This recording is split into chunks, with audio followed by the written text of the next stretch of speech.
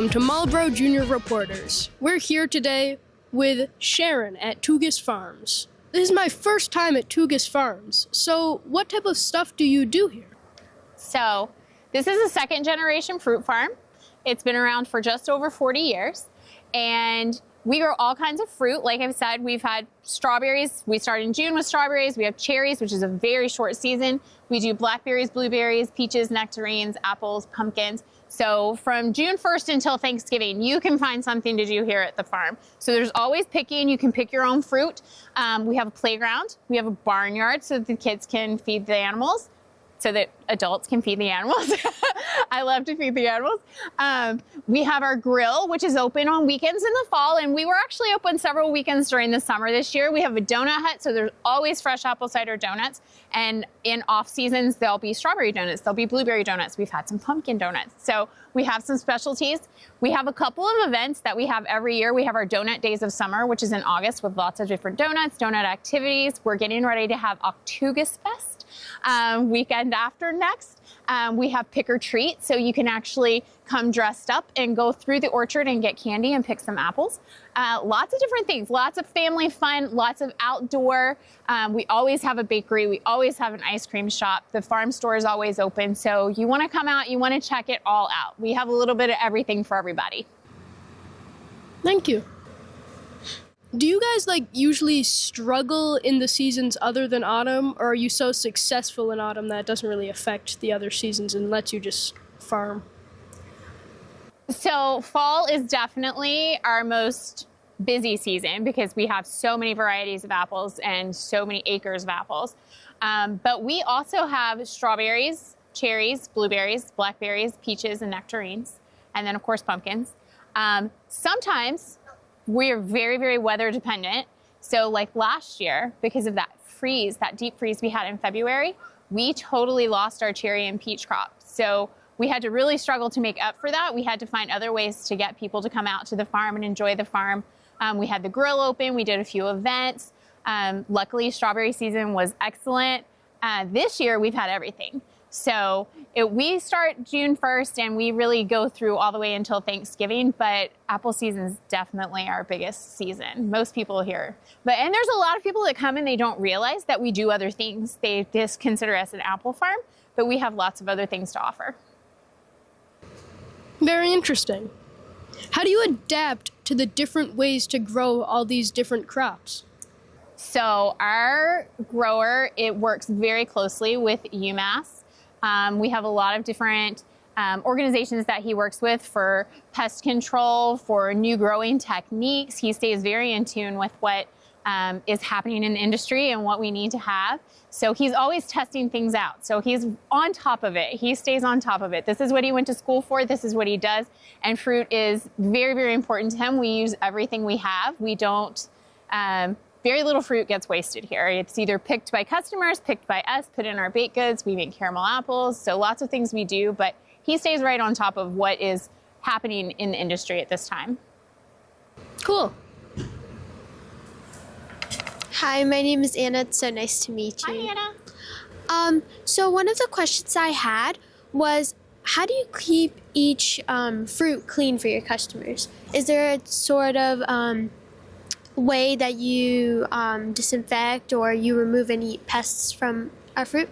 So we use integrated pest management as our pest control. And again, we work very closely with UMass and a couple of other industries. There's a lot of different forms to that. It's not just necessarily spraying for pests. It can be introducing another type of pest that will kill that pest, but won't harm the fruit. So there's a lot of research you can do on that, a lot of different things that we do to keep pests out of, but we also work really hard to keep the orchard clean. So if there's not fruit on the ground, it's not bringing pests and animals and things in. Also, nature does a lot of that with just rain and in general. It's best to not wash your fruit until you're getting ready to use it, so we don't spray anything down when we first bring it in. Strawberries definitely start to deteriorate once they're washed, so you want to keep them and not wash them until you're ready to use them. So a lot of that is dependent on people knowing how to handle their fruit, but we use as little pesticide, as little spraying as we can, and use lots of other methods to bring in for that. Thank you. Yeah. The newest apple that has become a really big hit is Evercrisp. Evercrisp is a combination of a Honeycrisp and a Fuji. And they store very, very well. So if you store them properly, they will last you until the spring.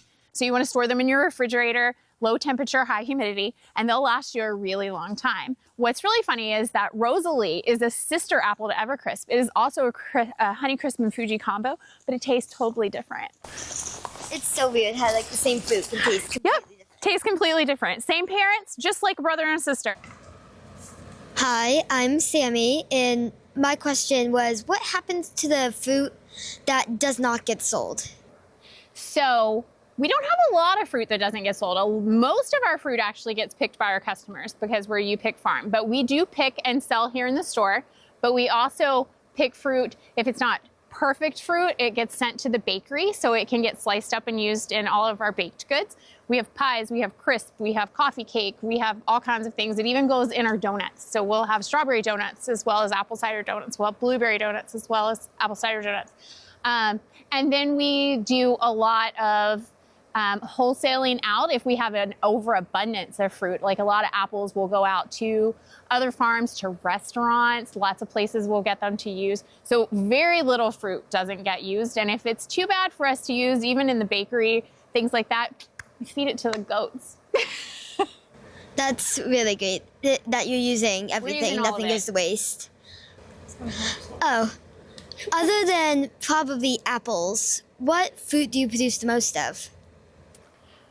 As far as actual quantity, I'm not sure, but our busiest season other than apples is strawberry season. And strawberry season is a little tough because strawberries we wait. And I feel like we wait and we wait and we wait for that first strawberry to be ripe. We're like, are we open? Are we not? What are we doing? But then once they're ripe, they need to be picked right then. So strawberry season is a very tough season for us working here at the farm because we're not closed. We're open for a good 6 weeks straight because the fruit has to be picked when it's ripe. That makes sense. Thank you. Hi, I'm Sophia. Hi, Sophia. Nice to meet you. My question is, what do you do during other seasons? What do I do during that? Yeah. Me personally, myself, I sit at home by the fire because I'm from the South and it's cold here. It's one of the reasons that I like my job. Now, honestly, I will start back in probably April because everything that's in the store, I'm the one that orders it. If we're working, our other kitchen manager will come in because she's got to order all of our packaging and things like that. So we really start back in April and we start hiring for the spring and the fall. We tend to have 2 different sets of employees. We have our summer and spring employees, and then we have fall employees because a lot of our employees are high school kids, and a lot of them are seniors who are going away to college. So then I can't have them in the fall, and we need to hire some extra people. So we do hire twice a year typically, and so we'll start hiring in April. We'll start interviewing, and then by the time I get everything cleared up and closed up, it's December, end of December. Because we do stay open a couple of Saturdays at least, usually after Thanksgiving. So I'm really only looking at like 2 or 3 months, the worst months, the cold months. So I stay home with the dog. Thank you. So do you, is it like a pick your own pumpkin or do you pick it for other people? So we pick them and bring them in from the field. Because they're very hard to get off the stems and you are off of the vines. And so we pick them and bring them in so that you have your choice of all the different sizes. So you actually get to go out and pick which pumpkin you want, but they're not attached anymore. So this just makes it easier for you to go in and pick them. And make sure when you're picking your pumpkin that you are lifting them from the bottom because stems are hats, not handles. They will break right off and then you'll be very sad. There are lots There's of one that looks like a tomato. That's a Cinderella pumpkin. They look like the Cinderella pumpkins. So there's blue doll pumpkins. There are several pumpkins. These blue pumpkins actually have a very orange flesh on the inside. There's a lot of pumpkins that are make a great stew. So we have jack-o'-lantern pumpkins, we have eating pumpkins, we have decorative pumpkins. There's a little bit of everything out here. Do all the pumpkins taste different, or do they taste generally the same? They do. They all taste pretty different. Some are a little sweeter, some are more savory, so you can make stews out of them, you can bake with them, so they're quite different in flavor. Just like all the apples have a little bit of a different flavor, so everybody has to figure out what their favorite is. What was Tougas before it was a farm, or did it start out as this? So it actually was Fawcett Farm when Tougas bought it over 40 years ago. So it's been an apple orchard for a very long time. Lots of things, several farms have been put together now, so it's a lot bigger, and lots of other fruit has been added. Thank you. Yeah. Hello, everyone. Welcome to Junior Reporters. Today we have the Tougas people. So, how does it feel like to be pumpkins? It's wonderful. It's a wonderful experience. 10 out of 10. It's nice. I like being popular in October. These are real testimonies by real pumpkins. And you, sir, what do you feel when birds fly away from you? Good, but mostly bad because people keep asking if I have a brain. Well, do you? Yeah, I don't know why I don't like the Wizard of Oz. Again, these are real testimonies by real people from the Tougas farm. I know it's a crazy question. All of these decorations are so beautiful. Who puts them out? So it's kind of a team effort. Our field manager is the one that really Carrie sets up our pumpkin patch each year. But we have a lot of really talented staff, and we just get them to pitch in where they can, do some painting, do some signs. So a little bit of everybody doing everything. We try to have some great photo ops, especially here in the pumpkin patch. So a lot of things here that people like to come back for. And we even have over toward the playground, there is a growing very tall sign that measures, and we have people that come back each year to measure their kids as they grow. So things that people come to expect here at the farm. Well, thank you, Carrie, and all of the staff members for all of this. This looks amazing. Hi. So I have another question. Okay. My other question is, what is the best kind of apple to make an apple pie with? We tend to do a lot of our baking with Cortlands. Cortlands are typically what goes into our apple dumplings, which will start here soon. Cortlands, Gravenstein, the best pies are really made with a mix of apples. So you're going to want some tart ones, you're going to want some sweet ones, some juicy. So you want a good mix, but Cortlands and Gravensteins are great baking apples. Honeycrisp are very juicy for baking. John and Golds are great for baking. So you want a good mix to go with those. All right. Thank you. Yeah. What is your favorite type of apple? So I have a different favorite apple for each part of the season. At the beginning of the season, when we first start picking apples, ginger golds are my favorite. And then right now, I like galas. Galas are very traditional for me. My family tradition is making apple butter, and I think we made a lot of apple butter out of galas. So even my brother was here visiting, and we happened to pull a gala out of a tree, and he's like, oh, that's very reminiscent. And I said, yeah. And then Evercrisp, which we'll start picking next week. Those are my late season favorites. But there's a lot of, I just choose a different one every day. But those are my three. Well, if I was here too, I would have one for every single day of the week. An apple a day. You had mentioned earlier how you sell 30 different kinds of apple. How many kinds of apple are there generally? So a lot of people don't even know some of the apples that we have. One thing people think, which is not correct, they think that green apples are sour or tart and red apples are sweet. That's just a color. Our tartest apple is topaz, and it's actually red. And several of our sweet apples are green. So that is not, I'll have people come in and they're like, I have to have a green apple because I want it tart. And I'm like, our green apples aren't tart. They're thinking Granny Smith, and Granny Smith aren't ripe until way late in November.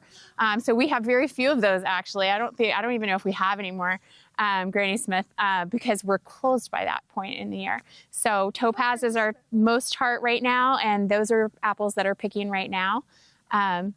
We do have over 30 varieties, and there's lots of things that people have never even heard of. So the Evercrisp, like I said, is new. We have Snapdragon apples, which are not producing yet, but will in the next couple of years. We have Ludicrisp apples. We have Rosalie apples. So these are a lot of new things that people haven't heard of that they don't know of, and we like to introduce them to. How new are these kinds of apples? So as far as I don't know where they all were developed or where they came from. They're all a cross between other apples. So Rosalie and Ludicrisp, we literally have just started getting apples off the tree in the last year or two, and Snapdragons won't start for another year or two. So those are going to be brand new to us. That's great. Is there any kinds of apples you don't sell? somebody was talking today about Baldwin apples. I don't have any of those. I don't have any Red Delicious. I don't have, like I said, the Granny Smith because they're so late in the season.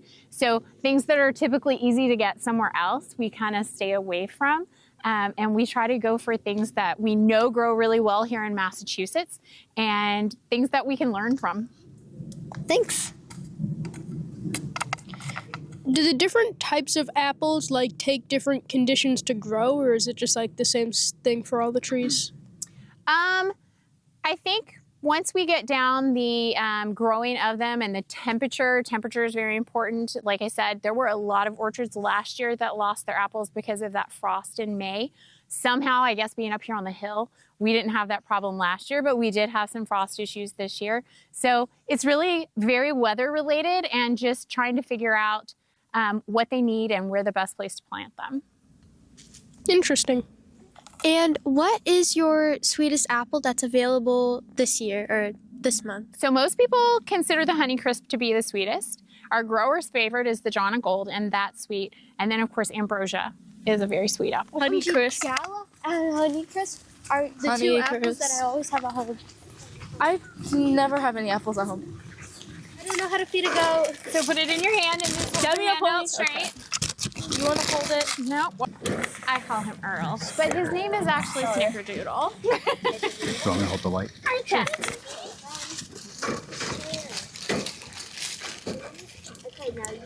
I'm sorry. He just ate all that. This is one of our babies that was born 4th of July week. They're twins, and we call them Stars and Strips. Excuse you. Are you nibbling yet?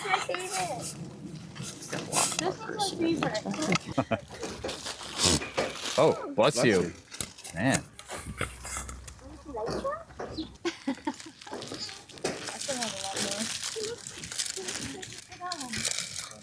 No, Sophia. Oh my god, that one has a lump on the side of it. Thank you, Sharon, for having us here at the farm. You're welcome. Thanks for coming out. And thank you for tuning into this episode of Marlborough Junior Reporters.